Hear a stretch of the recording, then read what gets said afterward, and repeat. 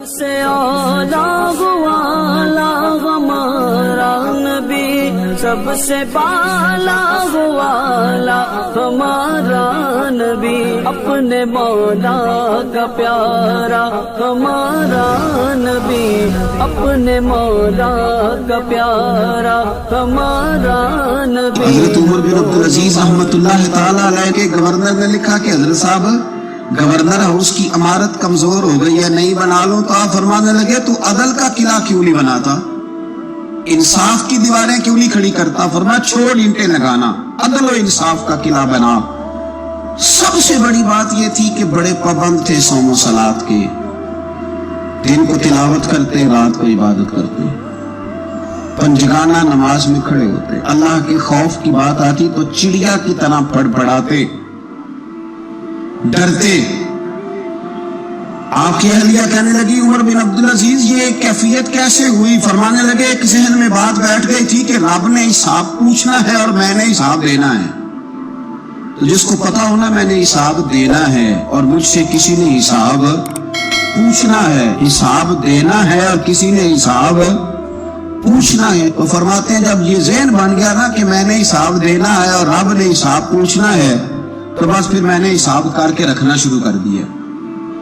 پھر میں نے کوشش کی ہے کہ حساب کروں کہ نا انصافی نہ ہو جائے، ظلم نہ ہو جائے۔ ایک آدمی بڑی دور سے چل کے آیا، عرض کی حضور آپ کے گورنر نے میرا مال چھین لیا ہے، واپس نہیں کرتا۔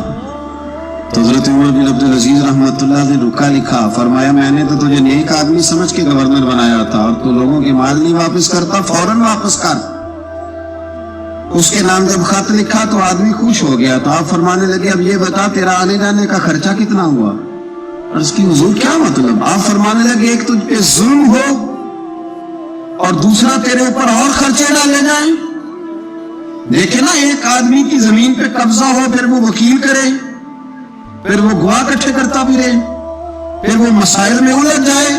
جناب عمر بن عبدالعزیز نے ہمیں ایک سوچ عطا فرمائی، فرمایا ایک تیرے اوپر ظلم ہوا، ایک تجھے اتنی تکلیف ہوئی یہاں آنے کی، اور ایک تیرا خرچ ہوا، بتا کتنے پیسے؟ عرض کی حضور میرا تو لاکھوں کا مال آپ نے واپس کرا دیا، اب چھوڑے خرچے کو۔ فرمایا نہ بھائی، یہ میرے رسول کائنات کا دین ہے، اس میں ہم ہر شے کا حساب کر کے رکھیں گے۔ تیرا خرچ ہوا ہے، تیرا خرچہ ہوا ہے، تجھے آنا پڑا، تجھے جانا پڑا۔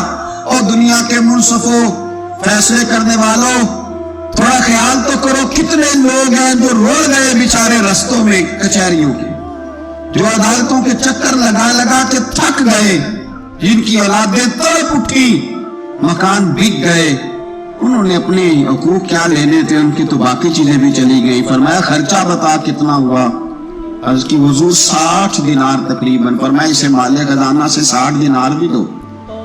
پھر فرمایا میری جیب سے اسے 50 اور دو تاکہ یہ آنے جانے میں مزید روٹی کھا سکے، گوشت کے ساتھ روٹی کھائے۔ اور پھر فرمایا معاف کر دینا، حکومت عمر بن عبدالعزیز کی تھی پر تجھے بڑی تکلیف اٹھانی پڑی، اذیت اٹھانی پڑی۔ یارو اس رنگ میں اس شخص نے حکومت